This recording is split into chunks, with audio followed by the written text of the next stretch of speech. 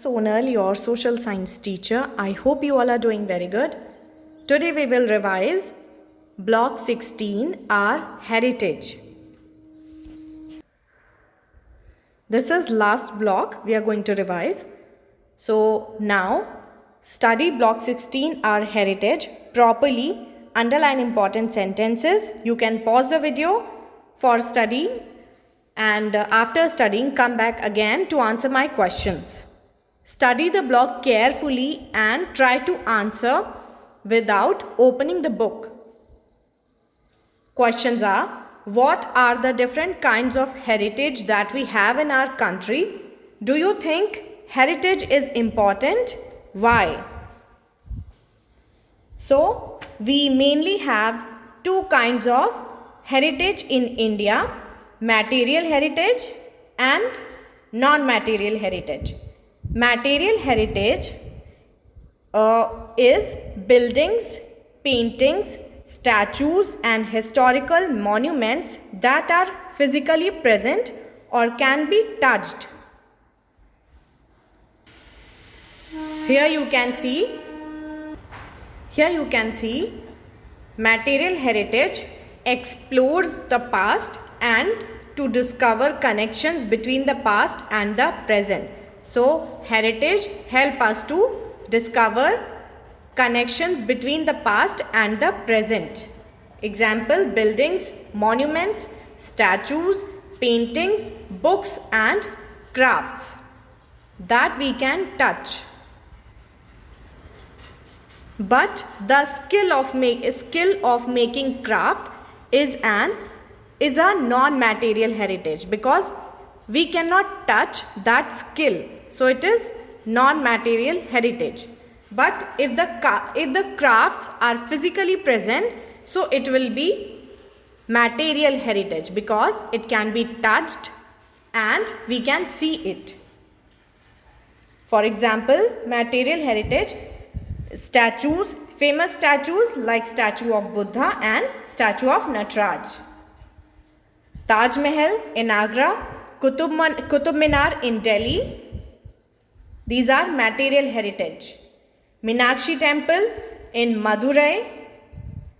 And here you can see non-material heritage that cannot be touched but exist in our lives in the form of dance, drama, music and traditions. Traditions are that we follow during festivals and weddings. And dance like Bharatnatyam, Odissi, Kathak, all of these have been handed down to us by the older generations. They are called our heritage. What is heritage? The things that we inherit or we get from the past. So heritage is important because it tells us about our past, the kind of lives people led in the past, the buildings they built and the songs and dances they performed. So material heritage: historical buildings, old statues, old paintings, books. And non-material heritage are songs, dances, music, traditions and drama. So how do you think we can preserve our tradition of dance, music and drama? So we can preserve our heritage by organizing music and drama in festivals or in special occasions so that others can see and know about them. Now think and answer: which of your family traditions would you like to preserve and why? Think and answer. Let's move towards oral tradition. This is next topic. So oral tradition. Do you know what is oral tradition? So in earlier times, before there were printed books in India, people shared stories about different things with one another. In this picture you can see, in earlier times there were no printed books or notebook, so people used to share with others what they listened. People used to remember the things and they shared orally by talking to others. So in this way, the things were remembered, and the people remembered those stories and passed them down to others, just as our grandparents and parents share stories with us. These are known as oral tradition. So oral tradition is those beliefs that have been passed on to us orally, mostly through drama, stories and songs. Now answer, what do you think people would have passed down orally from one person to another in the past? So oral tradition did not include only stories but beliefs, skills of craftspersons, knowledge of medicine, religious ideas and customs. They also included stories of the 4 Vedas. Vedas, we have 4 Vedas: Rig Ved, Sam Ved, Yajur Ved and Atharva Ved. And the stories of the epics Mahabharata and Ramayana, and stories of the Panchatantra and the Jatak tales. Stories of Panchatantra, Jataka tales, and stories of epics Mahabharata and Ramayana. They were passed on to us orally, mostly through how people passed these things to us by puppet show, by storytelling, by organizing drama and theaters, dances and songs, because most people did not know how to read or write. So oral tradition is shared by folk theatre, dances, drama, storytelling and puppet shows.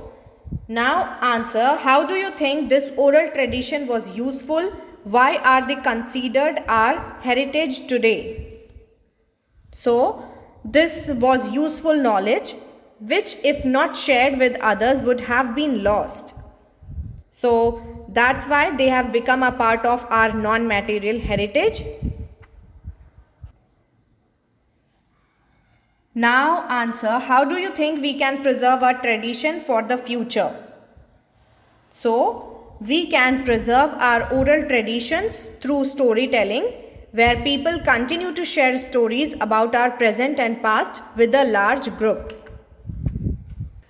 And we can also preserve oral tradition by organizing dances, theaters, shows in theaters, and by puppet shows and by songs. We can pass down to others and we can preserve it.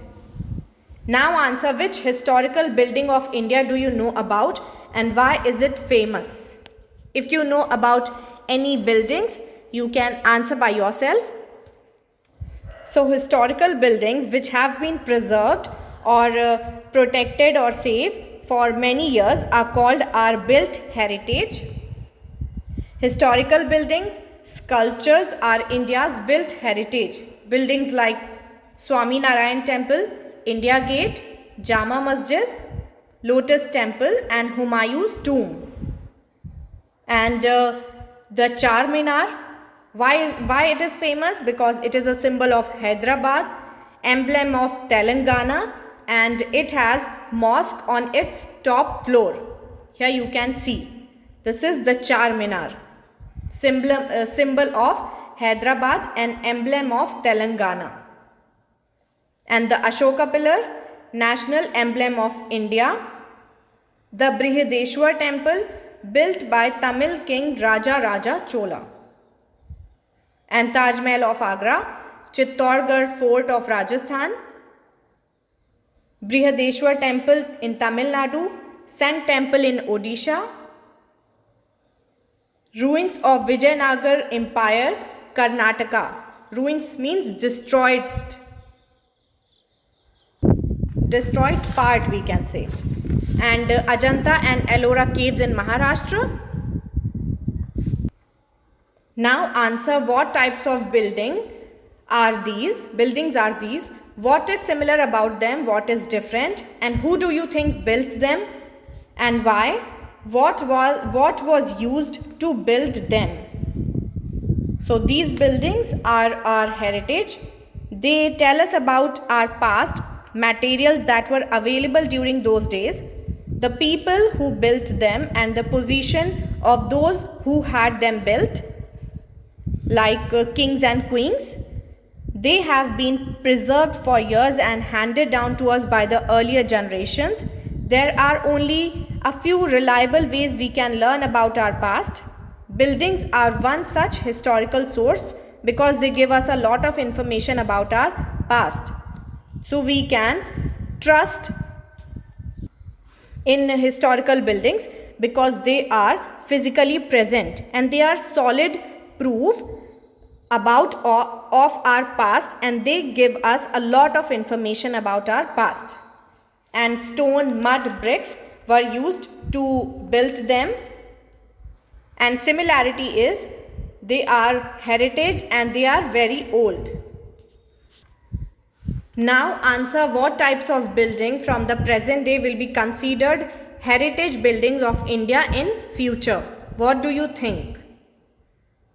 So, buildings with strange and unique designs, for example, the Parliament House and the Rashtrapati Bhavan, can be preserved, and they can be considered as heritage buildings of India in future. Now answer what are some of the dangers these built heritage or our old buildings face. How are these affecting them? Which of them are natural and which are human made? Think and answer. So in some of these buildings, the walls have been broken,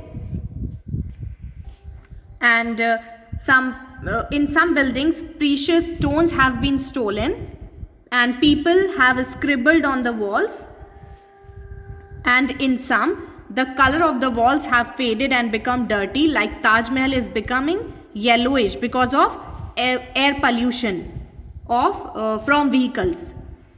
And all these are the signs of human made damage.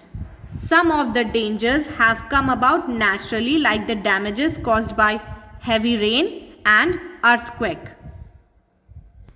And so many old buildings are being removed to build hotels, factories, roads and railway tracks.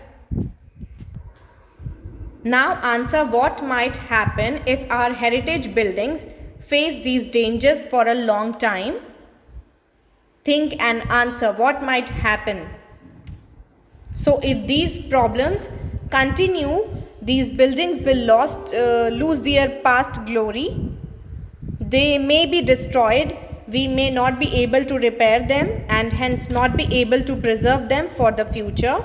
We may never be able to build them again. These buildings are our heritage. They connect us with our past. Many people come from around the world to see them. So if we will get more tourists, the country can earn more money. And country can become famous also if more tourists will visit. So that's why we need to preserve these buildings for the future. Now answer what can we do to preserve these buildings. So we can preserve these buildings by making people aware of how important they are for us, means by spreading awareness. And the government can help by taking care of the walls, and the schools need to educate the youth or the children to appreciate these historical structures. There should be an entrance ticket to visit these historical places. Visitors should be fined for littering the place. Littering the place means for throwing garbage. And the traffic around these monuments should be strictly prohibited from emitting smoke. Prohibited means not allowed. Traffic should not be allowed. And from emitting smoke means producing. Emitting means we can say producing smoke. And the government needs to provide funds or money to continue with the maintenance and preservation process.